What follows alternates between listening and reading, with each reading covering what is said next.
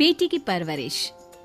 जिंदगी किसी को किस मोड़ तक ला सकती है। एक दिन कविता अपने पति से कहती है, कौन है ये बच्ची, बताते क्यों नहीं, क्यों लेकर आए हो इसे यहाँ? कविता, ये मेरी बच्ची है। माँ पापा मेरी शादी शिवानी से करने के लिए मान नहीं रहे थे, लेकिन मैं उससे बहुत प्यार करता था। अब वो इस दुनिया में नहीं है, लेकिन सन्निका की जिम्मेदारी मेरी है।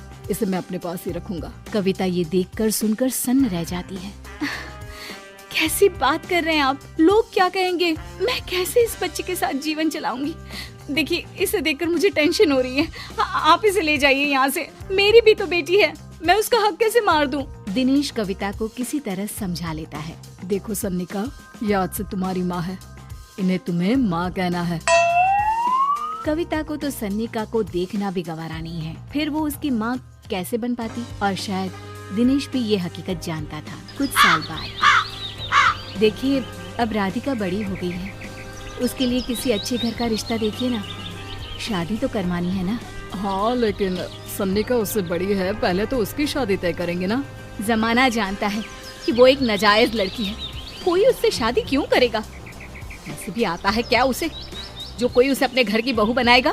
तभी वहाँ सन्निका आ जाती है। पापा, मुझे स्कॉलरशिप मिल गई है, आगे का सारा खर्चा यूनिवर्सिटी वाले उठाएंगे। मैं कल ही वहाँ हॉस्टल में शिफ्ट हो रही हूँ। लो, सुना दिया ना फैसला। अरे अब क्यों शिफ्ट हो रही हो? पहले ही हो जाती शिफ्ट। दुनिया में यूं कॉलिक तो ना होती हमारी।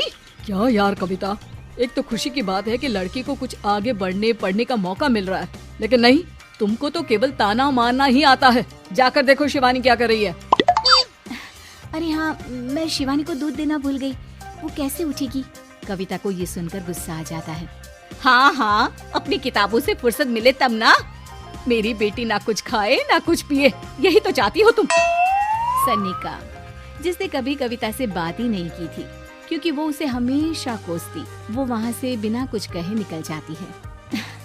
खाना तो पूरा बन गया, अब जाकर आराम से पैकिंग करती हूँ, कल वक्त से निकल जाऊंगी। देखिए जी, वैसे तो ये लड़की मुझे एक आंख पसंद नहीं, अपने कमरे में पैकिंग कर रही है। अरे मुझसे तो कभी बात भी नहीं करती। आप साफ साफ बोल दीजिए उसे कि घर से जाएगी तो सारा काम कौन करेगा? उसकी माँ। माँ का नाम सुनकर सन्निका भी वहाँ आ जाती है। नहीं, वो कैसे करेंगी, वो तो मर गई है ना।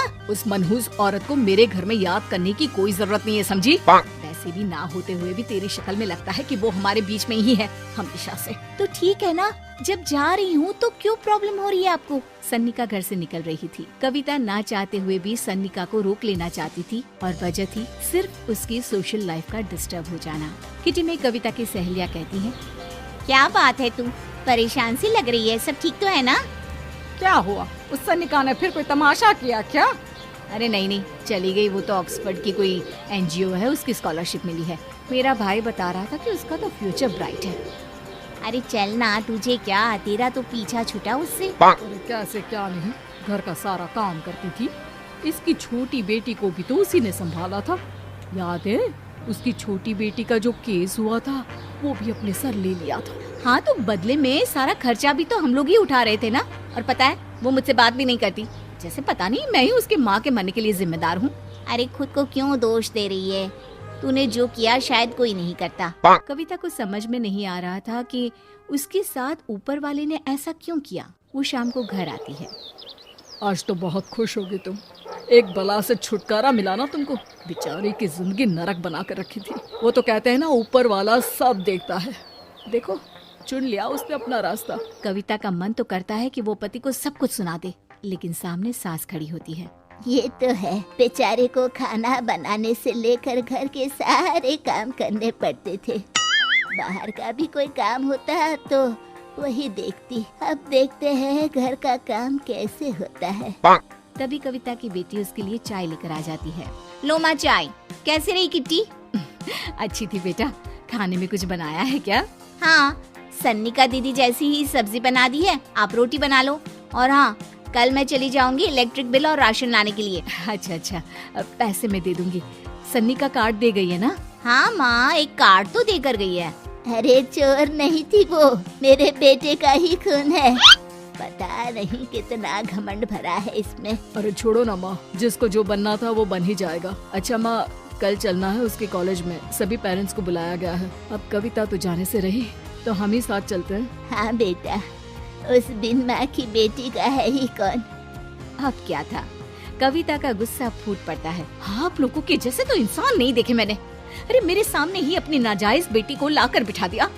रोज मैं उसे देखती तो एहसास होता कि कैसे आपने मुझे इतना बड़ा धोखा दिया। जरा सोचिए तो, अगर ऐसा ही कुछ मैंने किया होता तो। अरे रहने दे, क्या नहीं किया तूने उसके बदले में। उस मासूम के साथ क्या क्या करती थी सब जानते हैं हम। अरे छोड़ो ना माँ, ये तो एक बात लेकर बैठ जाती है।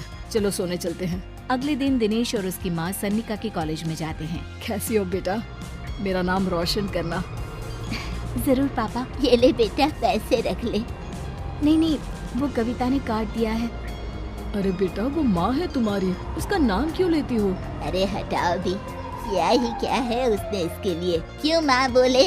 तभी वहाँ सन्निका की टीचर आ जाती है। सन्निका की माँ नहीं आई? जी नहीं, वो घर में बेटी है ना, सबका एक साथ आना तो मुमकिन नहीं था। तो उन्हें भेज देते, हम सभी उनसे मिलना चाहते हैं। मानना पड़ेगा, बहुत अच्छी तरह से पाला है उन्होंने अपनी बेटी को। क्या घर का काम, क्या बाहर का, कॉन्फिडेंस तो कूट कूट कर भरा है। पैसे रुपये के लिए भी इसे किसी का मुंह नहीं देखना पड़ता। स्कूली शिक्षा भी लाजवाब है। पिता और दादी को एहसास होता है कि जिस कविता के पालन पोषण पर उन्हें हमेशा से शक रहा, वो सन्निका के भविष्य के लिए किसी वरदान जैसा साबित हुआ।